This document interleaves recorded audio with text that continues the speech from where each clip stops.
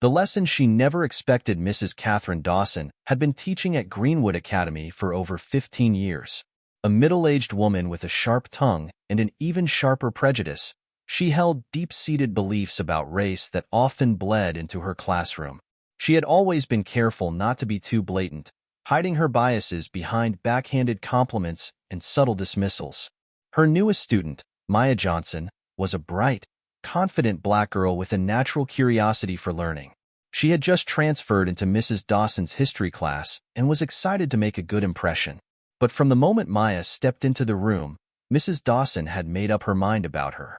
The first signs of trouble, it started with small things. Maya's hand would shoot up whenever Mrs. Dawson asked a question, but she was consistently ignored. Other students, particularly the white ones, would be called on immediately, even when their answers were wrong. "Let's give others a chance to speak, Maya," Mrs. Dawson would say dismissively, though Maya had yet to get a single word in. Whenever Maya turned in her assignments, she'd receive lower grades than she expected. Even when her work was nearly flawless, Mrs. Dawson found reasons to dock points. "This is well written," she would say, handing back Maya's essay covered in red ink. "But I don't think you fully grasped the material. Maybe history isn't your strongest subject." Maya clenched her fists under her desk. She loved history. She had spent countless nights reading about the civil rights movement, black inventors, and African empires. But no matter how much she tried, Mrs. Dawson seemed determined to make her feel small. Then came the outright humiliations. One day, Maya was assigned to give a presentation on African American leaders. She had spent days preparing slides on Malcolm X, Harriet Tubman, and Dr. Martin Luther King Jr. As she spoke, the class listened attentively, until Mrs. Dawson cut her off. "That's enough, Maya. We get it. But let's not act like every black leader was a saint. Some were quite radical. Maybe you should focus on something a little more neutral next time." The words stung, but Maya held her head high. She refused to let Mrs. Dawson break her. The breaking point one afternoon, Mrs. Dawson handed out a pop quiz. The questions were deliberately tricky, full of misleading phrasing and obscure facts. When she returned the graded tests, Maya saw a large F scrawled across hers. "I expected better," Mrs. Dawson said in front of the entire class. "I thought you were supposed to be smart." The room went silent. Maya felt tears prick her eyes, but she refused to let them fall. Instead, she gathered her things and walked straight out of the classroom. The principal's daughter. When Maya stormed into the principal's office, her father, Mr. James Johnson, was reviewing reports at his desk. He looked up in surprise.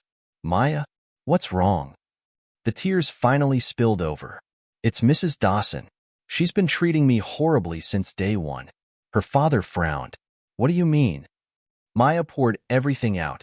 How she was ignored in class, unfairly graded, and humiliated in front of her peers. As she spoke, Principal Johnson's face darkened. "She doesn't know who you are, does she?" he asked. Maya shook her head. Her father took a deep breath, then picked up the phone. The confrontation the next morning, Mrs. Dawson was summoned to the principal's office. She strutted in, confident as ever, assuming it was a routine meeting. "Mr. Johnson," she said with a polite nod. "Mrs. Dawson," he replied coolly. "Do you recognize my last name?" She hesitated. "Should I?" Principal Johnson gestured to the chair. "Have a seat." As she sat down, the door opened, and Maya walked in. Mrs. Dawson's eyes widened. "This is my daughter," Principal Johnson said. "The student you've been bullying in class." Mrs. Dawson's face paled. "Bullying? That's a strong accusation." "I assure you, I treat all my students equally." "No, you don't," Maya said, her voice steady. "You've ignored me, humiliated me, and given me bad grades for no reason. And I have proof."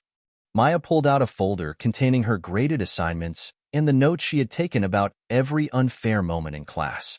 Principal Johnson flipped through them, his expression growing colder by the second. "This is unacceptable," he said firmly.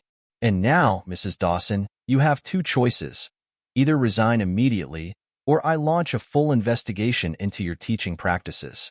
Mrs. Dawson stammered, her confidence cracking. She had never expected to be held accountable. I'll resign," she whispered. Principal Johnson nodded. Good. Because Greenwood Academy does not tolerate racism. A new beginning. Mrs. Dawson's resignation was announced later that week. Maya returned to class with a newfound confidence, knowing she had stood up for herself and made a difference. A new teacher was brought in, one who encouraged every student, regardless of their race, to succeed. And as Maya sat in her seat, ready to learn, she realized something important. No one, no matter their title, had the power to diminish her worth. She was strong. She was intelligent. And most importantly, she would never be silenced again. The day after Mrs. Dawson's resignation, Maya walked into class with her head held high. Whispers buzzed through the classroom. Everyone had heard what happened. Some students cheered her on quietly, while others seemed unsure of how to react. Her best friend, Jasmine, grinned. "Girl, you really did that. You got her out of here." Maya chuckled, shaking her head. "I didn't get her out. She got herself out." From across the room, Ryan Carter, one of Mrs. Dawson's favorite students, muttered, "She was a great teacher. Not everything is about race." Maya sighed but didn't engage. She knew there would always be people who refused to see the truth. As she sat down, the classroom door opened, and the new history teacher, Mr. Elliot Carter, walked in. A tall black man with a welcoming smile and stylish glasses, he exuded confidence and warmth. "Good morning, class," he said, placing his briefcase on the desk. "I know change can be tough, but I promise you, we're going to make history fun again." Maya exchanged a glance with Jasmine. Something told her this semester was about to get a whole lot better. The truth comes to light in the weeks following Mrs. Dawson's resignation. An internal review began. It turned out Maya wasn't the only student who had suffered under Mrs. Dawson's bias. Other students, mostly Black and Hispanic, came forward with similar stories. "I always thought I just wasn't good enough," said Jamal, a junior who had failed Mrs. Dawson's class twice. "Turns out, she never gave me a fair chance." Even students who had graduated began reaching out with their experiences. "My little sister told me what happened," wrote Anaya, a former student, on social media. "I had the same problems with Mrs. Dawson. I'm glad someone finally exposed her." The school board, under pressure from Principal Johnson and concerned parents, issued a formal apology and promised to implement diversity training for all teachers. Meanwhile, Mrs. Dawson disappeared from public life, her career in shambles. Maya's rise with a supportive teacher and a fair learning environment, Maya thrived. Her grades soared, and for the first time in months, she felt excited about school again. One day, Mr. Carter pulled her aside after class. "Maya, your work is exceptional. Have you ever thought about joining the school's debate team?" Maya blinked. "Debate? I mean, I've never done it before." "You should try it. You have a powerful voice, and the world needs more young women like you speaking up." That night, Maya sat with her father in his office, thinking about the journey she had been on. "I almost let her make me believe I wasn't good enough," she admitted. Her father smiled. "But you didn't. You stood up, and now look at you." Maya nodded. She had learned a lesson that no textbook could ever teach her. Your voice matters. Your worth isn't determined by others. And when you stand up for what's right, you can change the world. And change the world, she would. Months had passed since Mrs. Dawson's departure, and Greenwood Academy was no longer the same.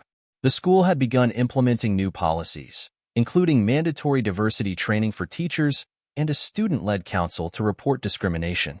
Maya had unknowingly sparked a movement. She had joined the debate team, as Mr. Carter suggested, and quickly became one of the best debaters in the school. Her confidence grew, and with it, her influence. She was no longer just the principal's daughter, she was a leader. One afternoon, after winning her first major debate competition, she was called into her father's office. "Proud of you, kiddo," Principal Johnson said, placing a newspaper on his desk. The headline read, "Student Inspires Change After Confronting Teachers' Racism." Maya picked it up, her heart swelling. "I didn't expect all of this," she admitted. "I just wanted things to be fair." Her father nodded. "That's how real change happens. One voice, one step at a time." As graduation neared, Maya was invited to speak at the senior assembly. Standing on stage, she looked out at the students who had been on this journey with her. She took a deep breath and began, A few months ago, I thought my voice didn't matter. I thought standing up for myself would make things worse. But I learned something important. When we speak up, when we refuse to be silenced, we make a difference. Change isn't easy. It's uncomfortable. It forces us to face hard truths. But if we don't challenge what's wrong, who will? So my challenge to you all, whether you're graduating this year or have time left at Greenwood, is this: never let anyone make you feel small. Never let anyone tell you that you don't belong. Because you do. As she finished, the auditorium erupted into applause. Maya had come full circle. She was no longer just a student. She was a changemaker. And the world was waiting for her next move.